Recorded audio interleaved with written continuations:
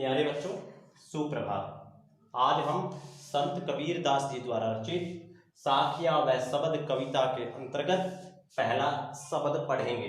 पहले शब्द में संत कबीर जी ने मनुष्य को कहा है कि हे मनुष्य, तुम ईश्वर को कहाँ कहाँ ढूंढते फिर रहे हो। ईश्वर को ढूंढने के लिए कहीं मंदिर मस्जिद में जाने की जरूरत नहीं है, ना कोई पूजा पाठ करने की जरूरत है, हवन व्रत इत्यादि करने की जरूरत है, योग साधना की भी कोई जरूरत नहीं है। यदि तुम सच्चे साधक हो, यदि व्यक्ति सच्चा साधक है तो उसे परमात्मा की प्राप्ति एक क्षण में, एक पल में ही हो जाएगी, क्योंकि परमात्मा कहीं और नहीं बल्कि हर एक व्यक्ति के मन में बसा हुआ है। तो परमात्मा को कहीं और ढूंढने की जरूरत नहीं है। तो आइए शाब्दिक अर्थानुसार इस शब्द की व्याख्या करते हैं। यहाँ पहली पंक्ति में 3 शब्द मुख्य हैं। ये 3 शब्द जिनको मैंने अंडरलाइन कर दिया, मोको, मैं, तो, मैं, तेरे। यहाँ एक चीज ध्यान दीजिएगा प्यारे बच्चों, यहाँ पर जो ये पूरा शब्द है ये संत कबीर जी का है, लेकिन इसमें जो संबोधन है वो परमात्मा की वाणी है। वाणी किसकी है? परमात्मा की है।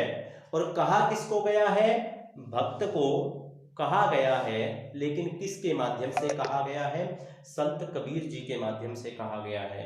तो एक बार जरा दोबारा ध्यान से सुनिए। यहां पर ये शब्द ये संत कबीर जी का है, लेकिन इसकी जो वाणी है वो परमात्मा की आवाज है, वो परमात्मा की वाणी है। और वो कही किसको गई है? वो भक्त को कही गई है। यानी कि इस शब्द में भक्त जो है, यहाँ भक्त को कहा गया है। किसके द्वारा कहा गया है? संत कबीर दास जी के द्वारा कहा गया है। लेकिन वो संत कबीर जी की जो ये शब्द है, इसके पीछे कथन किसका है? वो है परमात्मा का। तो आइए जरा जानते हैं। मैं का मतलब होता है भगवान। यहाँ पर मैं शब्द का अर्थ भगवान है, यानी कि इस कथन को कहने वाले भगवान हैं। और तेरे मतलब होता है, ये कहने वाला कौन है? भगवान का। किसको जा रहा है? भक्त को। तो ये चीज ध्यान दीजिएगा, मैं भगवान, तेरे भक्त के। ठीक है।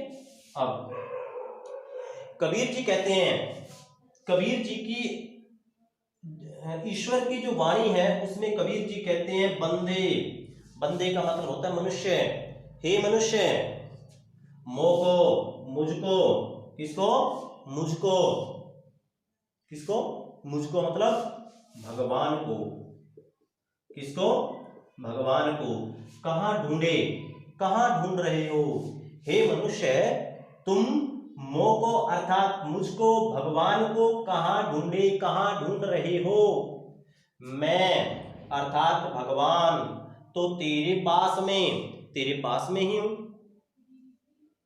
कबीर जी कहते हैं कि मनुष्य ईश्वर को कहाँ कहाँ ढूंढता फिर रहा है, भगवान तो भक्त के पास ही हैं। फिर कहते हैं ना मैं मतलब भगवान। कबीर जी कहते हैं भगवान ना देवल। देवल का मतलब होता है मंदिर, देवालय। ना तो मैं मंदिर में हूं, ना मैं मस्जिद। मस्जिद मतलब मुसलमानों का जो धार्मिक स्थल है उसको बोलते हैं मस्जिद। तो कबीर जी कहते हैं कि परमात्मा ना तो किसी मंदिर में है और ना ही किसी मस्जिद में है, ना काबे में, ना कैलाश में। ना तो मुसलमानों के पवित्र स्थल काबे में भगवान का वास है, और ना ही हिंदुओं के पवित्र स्थान कैलाश पे परमात्मा का वास है। फिर कबीर जी कहते हैं ना तो कोने क्रियाकर्म में। क्रियाकर्म क्या होता है? हवन, पूजा पाठ आदि जो काम है उनको क्रियाक्रम माना गया है। हवन, पूजा पाठ, व्रत आदि इन सबको क्रियाक्रम माना गया है, ना तो कोने। कोने मतलब किसी। कबीर जी कहते हैं कि परमात्मा ना तो किसी क्रियाक्रम में है, अर्थात हवन इत्यादि करने से, पूजा पाठ इत्यादि करने से, व्रत इत्यादि करने से परमात्मा की प्राप्ति नहीं है, ना ही योग वैराग। योग का मतलब क्या होता है? योग साधना, और वैराग मतलब वैराग्य, संन्यास इत्यादि। तो परमात्मा ना तो योग करने से मिलते हैं, ना ही संन्यास धारण करने से मिलते हैं। फिर कबीर जी कहते हैं कि खोजी, खोजी का मतलब सच्चा साधक, खोजी का मतलब होता है सच्चा साधक। यदि तुम सच्चे साधक होए हो तो यदि तुम सच्चे साधक हो तो तुरंत ही मिल हो, तुम्हें तुरंत मिली हो, मिल जाएंगे पल भर की तलाश में। पल भर का मतलब क्या होता है? क्षण। एक क्षण में ही जो है परमात्मा आपको मिल जाएंगे। कहीं कबीर, कबीर जी कहते हैं, सुनो भाई साधो, हे सज्जनों, सुनो, सुनिए। क्या सुनिए? सब श्वासों की, श्वास मतलब यहां श्वास कौन है? मनुष्य। ईश्वर हर एक श्वास, श्वास का मतलब मनुष्य भी हो सकता है, प्राणी भी हो सकता है, जो सजीव जो है उनमें किसी में भी हो सकता है। ईश्वर सब प्राणियों की श्वास में, सांसों में बसता है। तो ईश्वर कहाँ बसता है? हर एक प्राणी की सांसों में बसता है, हर एक व्यक्ति के मन में परमात्मा बसते हैं। तो परमात्मा को ढूंढने के लिए कहीं और जाने की जरूरत नहीं है। तो कहने का भाव क्या है? कहने का भाव है कि इस शब्द में भक्त को संबोधित करते हुए भगवान कहते हैं कि हे मनुष्य, तुम मुझे ढूंढते हुए कहां कहां फिर रहे हो, मैं तो तेरे पास ही हूं। ना तो मैं देवल में हूं, ना तो मैं तुम्हें मंदिर में मिलूंगा, ना मैं मस्जिद में मिलूंगा, ना मुसलमानों के पवित्र स्थान काबा पर मिलूंगा, और ना ही कैलाश पर्वत पर मिलूंगा।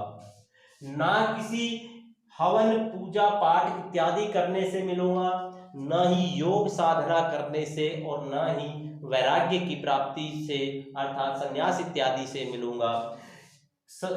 ईश्वर कहते हैं कि खोजी हो तो, यदि तुम सच्चे साधक हो तो तुरंत ही मिल हो, मैं तुम्हें पल भर की तलाश में, एक क्षण में ही तुरंत मिल जाऊंगा।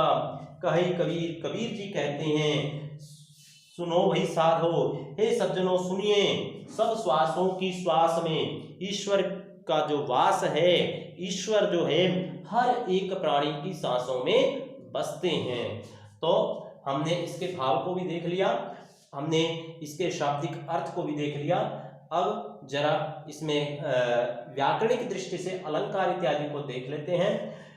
ना तो कोने क्रियाक्रम में, यहां पर हम देख लेते हैं, यहां पर हमारे पास अनुप्रास अलंकार बनता है, ठीक है। और मोको कहाँ ढूंढे बंदे, मैं तो तेरे पास में, यहाँ कोई अगर आप चाहें तो मैं शब्द की आवृत्ति के कारण लिख भी सकते हैं, अन्यथा ऐसे भी चल जाएगा। मंदिर, यहाँ अगर मंदिर होता तब हम मान लेते कि यहाँ पर अनुप्रास अलंकार बनेगा, तो देवल है, इसका भी यहाँ नहीं है। काव्य कैलाश में जरूर बन जाएगा, काव्य कैलाश में अनुप्रास हमारा बिल्कुल श्योर है कि बनेगा, ठीक है। और उसके बाद कहे कबीर में भी अनुप्रास अलंकार हमारा बन जाएगा, तो अनुप्रास अलंकार यहाँ भी बनेगा। सब श्वासों की श्वास में यहाँ भी हमारा अनुप्रास अलंकार बनेगा। तो अलंकार हमने यहाँ क्लियर कर लिया है। तो प्यारे बच्चों, आपको यह वीडियो पसंद आया होगा।